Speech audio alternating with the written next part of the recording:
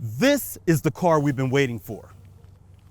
All right, maybe it's the car I've been waiting for. But after watching this video, you might think a little differently.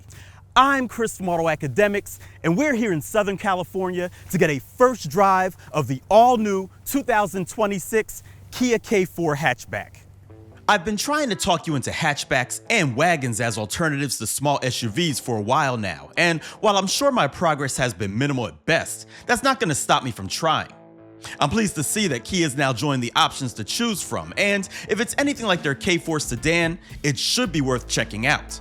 Today, we get a first drive, but also be sure to check out our studio tour video if you haven't already, where I dive a bit deeper into the features.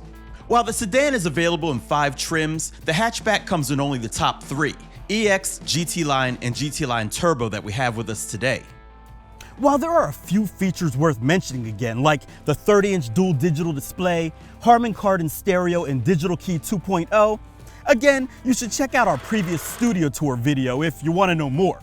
Also, ergonomics are nicely done with decent headroom up here and legroom back here. I guess headroom isn't too bad back here either, even with this sloping roofline. And if we move back one more spot, I can show you what all the hoopla is about. While the sedan is no slouch with 14.6 cubic feet of cargo space, the hatchback ups it to 22.2 cubic feet, and that's with the rear seats in place. Fold them down and you get a total of 59.3 cubic feet. That type of flexibility can be invaluable, but all you SUV drivers out there know this already. All that passenger and cargo space somehow comes in a tidy package, as this hatchback is about 11 inches shorter than the sedan. GT Line and GT Line Turbo models get 18-inch alloy wheels, and that top trim also has slightly different headlights, LED fog lights, and a standard power sunroof with larger 16-inch front brakes. Like the sedan, you get 2 engine choices. There's a 2-liter inline 4-cylinder that makes 147 horsepower and 132 pound-feet of torque, and a spicier 1.6-liter turbo 4-cylinder that makes 190 horsepower and 195 pound-feet of torque. The 2-liter mates the Kia's version of a CVT, and the 1.6-liter turbo uses an 8-speed automatic transmission. Even with all that, I know some of you are saying, but I need something for my active lifestyle, and this doesn't have all-wheel drive, Chris. And to that, I say you're correct. But front-wheel drive is the next best thing for driving in poor conditions, and as long as you don't need too much ground clearance, Kia's got some cool accessories available, like a tent that can integrate with the rear hatch, and roof racks to hold bikes and additional cargo. Standard safety features include lane keeping assist, smart cruise control with stop and go, blind spot collision warning, and rear cross traffic alert. GT Line and GT Line Turbo models can add evasive steering assist and highway driving assist too. Also, blind spot collision avoidance assist, blind spot view monitor, and parking distance warning can be added to any trim. So as I begin my drive, one thing that I notice pretty much immediately is how well insulated the cabin is. And that can be more of a challenge for hatchbacks than sedans. This is due to the cargo area also being part of the passenger area and not separate like in a sedan. I also want you to know that any low-end resonances that you might hear in this video can be blamed more on my run-and-gun microphone setup, not the car itself. And after spending a day in it, this hatchback appears to be well engineered. No road imperfections or tire resonances intruded into the cabin. And fortunately, like the GT Line and Turbo trims of the sedan, this has a multi-link rear suspension.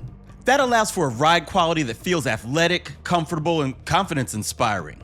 Now, this car's handling isn't going to compete with more performance-focused hot hatches like the GR Corolla or Integra Type S, but you shouldn't expect it to. You should know though that the EX trim has a coupled torsion beam suspension, which isn't quite as refined. We were just on some of California's lovely windy mountain roads, and man, this thing felt great. Your typical garden variety affordable small crossover doesn't feel like this. And the steering has a nice weightiness to it also. This 1.6-liter turbo is a spunky little engine also. It makes 190 horsepower, and I had no problem merging into traffic when we were getting on the highway.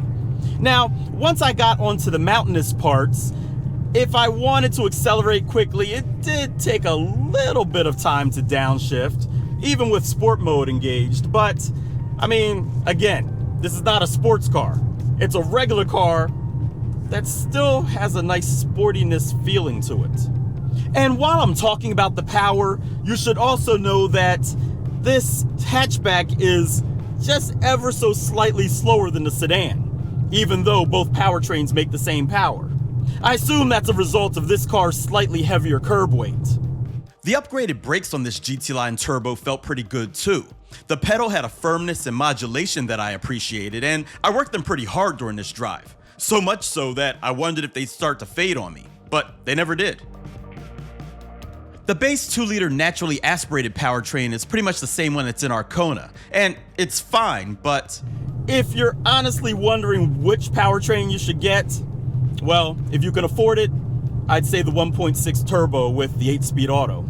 In fact, the only addition missing, according to my old school brain, might be a manual transmission.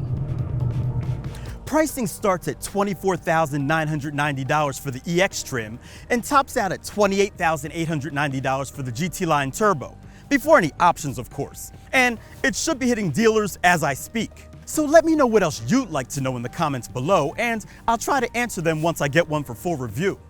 In the meantime, if you like this video, give it a thumbs up, don't forget to subscribe and hit that bell icon so you don't miss what we have coming up next. I'm Chris from Auto Academics. Thanks for watching.